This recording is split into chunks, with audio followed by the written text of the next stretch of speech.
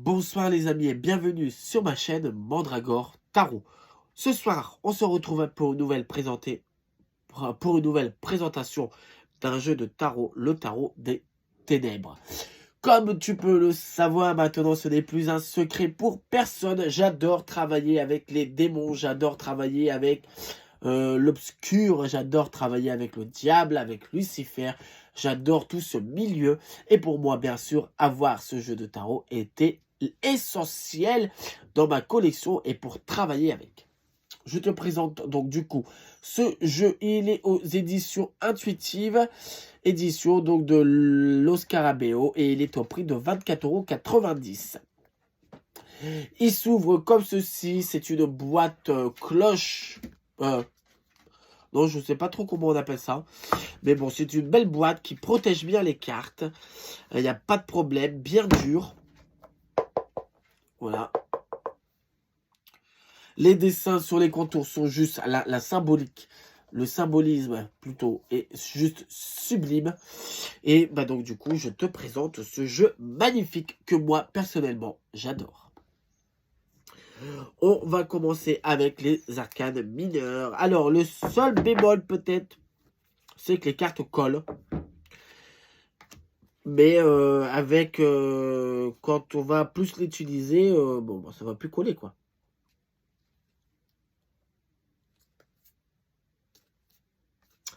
Ah, ils sont mélangés.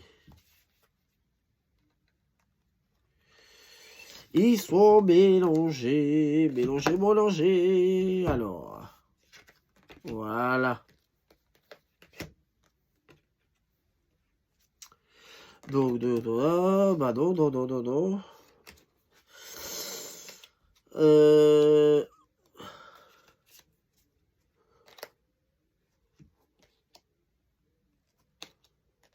Non, c'est bon. Alors.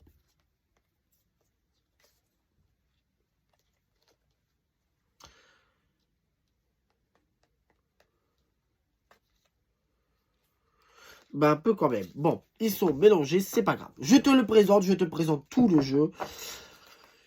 Comme ça, ça va le faire. Bon, alors, c'est un jeu que moi, j'adore personnellement. Je l'ai utilisé que 3 fois pour le moment, mais il y a des sensations que j'ai pas eu avec nulle part autre, avec aucun autre jeu. Pareil.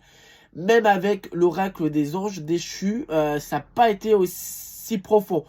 Pourtant, comme je t'ai dit lors de mon tag de la Saint-Valentin, si tu ne l'as pas vu, je t'invite à aller le voir. C'est mes 3 jeux favoris de tous les temps. Bon, bref. Donc, du coup, même avec ce jeu-là, même avec l'oracle, la sensation n'a pas été aussi forte que ce que j'ai eu avec ce jeu-là. Et vous allez voir dans la prochaine vidéo, il y a, je t'ai fait une vidéo donc sur son frère, donc qui est les anges célestes. Là, c'est bien sûr les démons.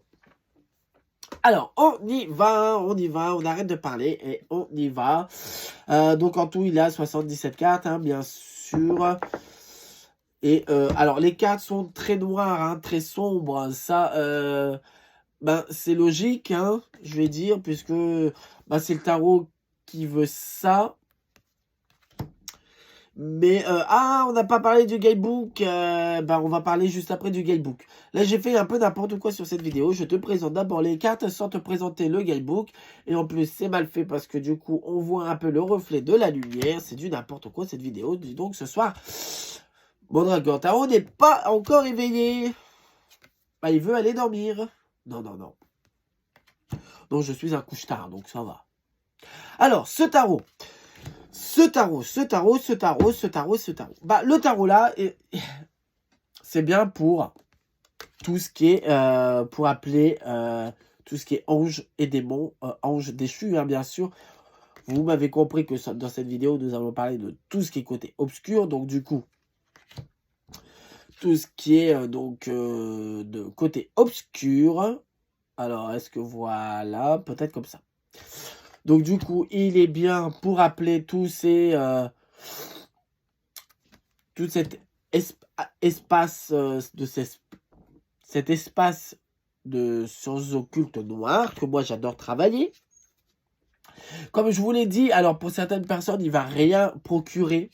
Ça, c'est sûr et certain.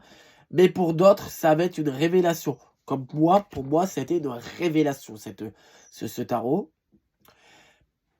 Comme je t'ai dit, ça m'a fait plus de choses donc, que l'oracle des anges déchus. Pourquoi?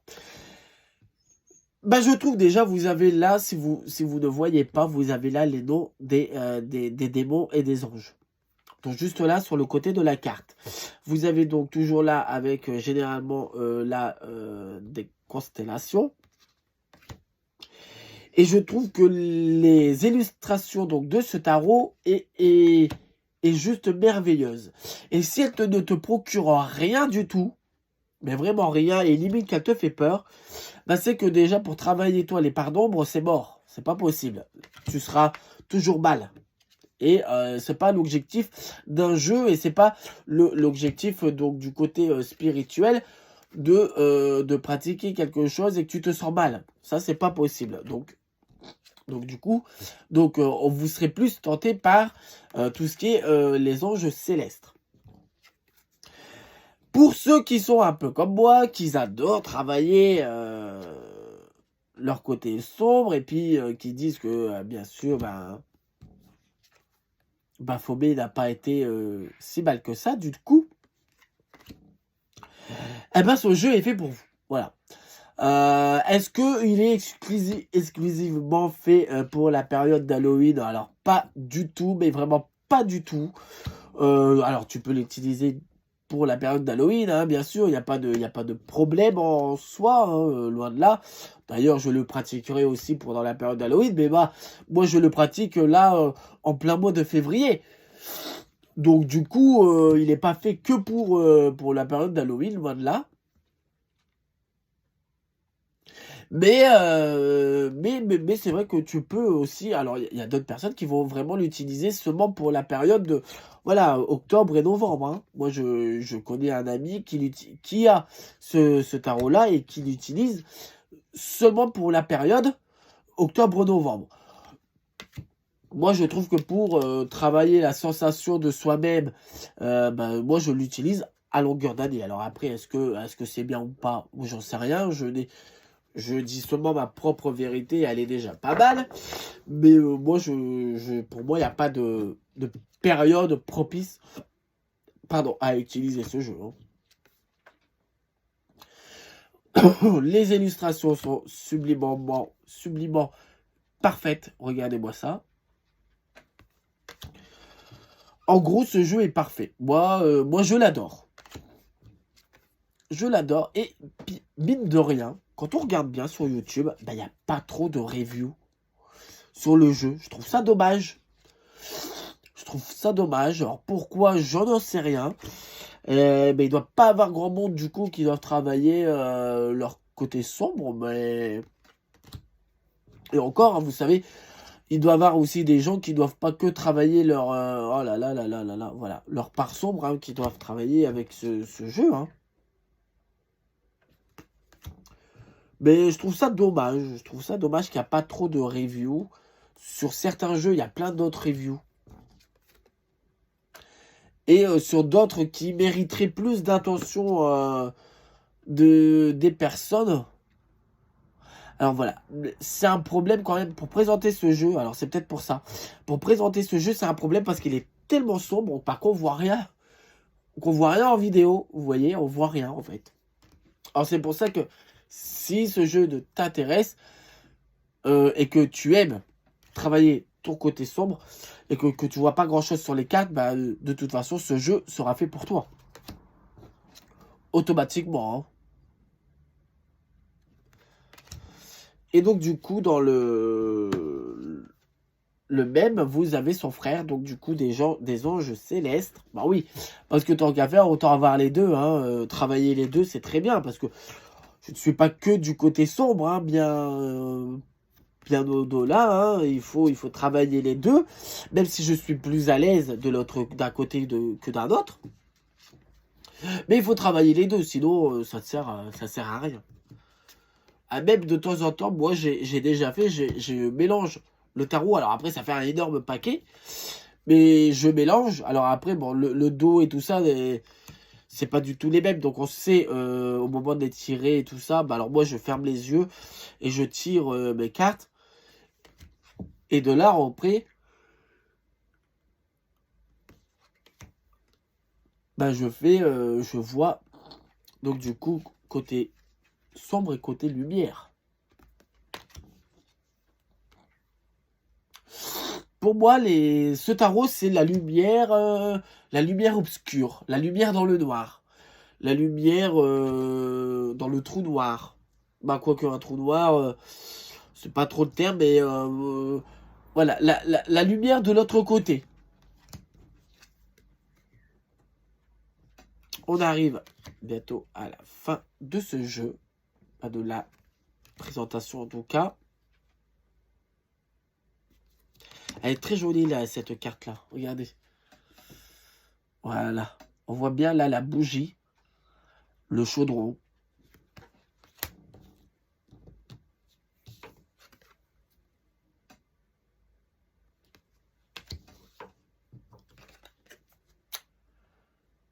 Et voilà la fin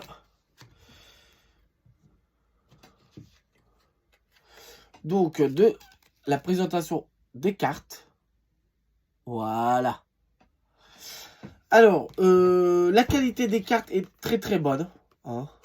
Voilà, vous voyez. Elle est excellente. Bien épaisse.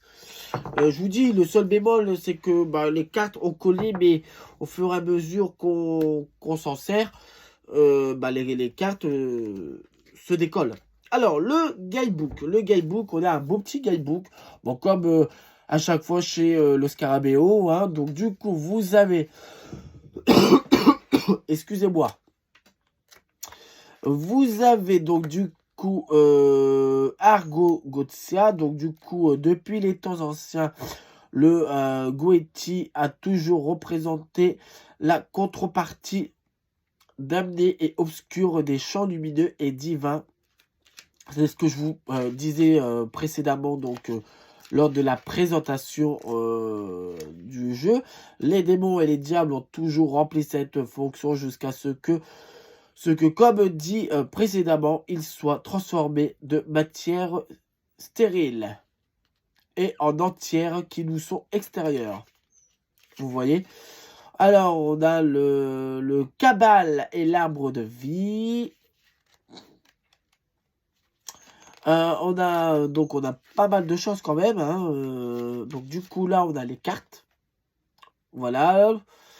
Vous avez là vraiment la signification de ce qui veut dire tout ce qu'il y a là sur le côté de la carte. Donc, tout ça est bien expliqué sur le petit guidebook.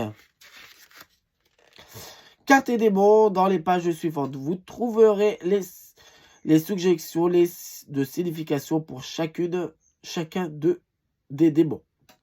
La première signification se réfère à celle de la carte dans un jeu de tarot traditionnel, alors que la deuxième signification se réfère à la nature du démon goétien représenté. Vous trouverez également les attributions ésotériques des arcanes réunies en un seul endroit. Les pages suivantes peuvent être très utiles pour lire les cartes afin de comprendre toutes les notions qui y figurent. Donc du coup, bah là, on a là aussi, si vous ne connaissez pas, parce qu'on ne peut pas tout connaître, les démons et tout ça, bah vous avez à chaque fois les noms, hein, bien sûr. Il n'y a pas de souci. Donc, Zepa, par exemple, c'est cavalier de denier. Signification traditionnelle, action pratique, nature du démon, solidité, planète Vénus, signe zodiaque Gémeaux. Carte dans le tarot traditionnel, c'est le 8 de denier.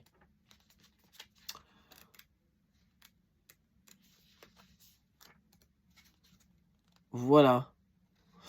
La Bude, le jugement, signification traditionnelle, la prise de conscience, nature du démon, conseil intermédiaire, planète Vénus, signe astrologique, signe de zodiaque, Lion, carte dans le tarot traditionnel, le 9 de bâton. Voilà, et c'est tout ce que vous avez donc là-dedans.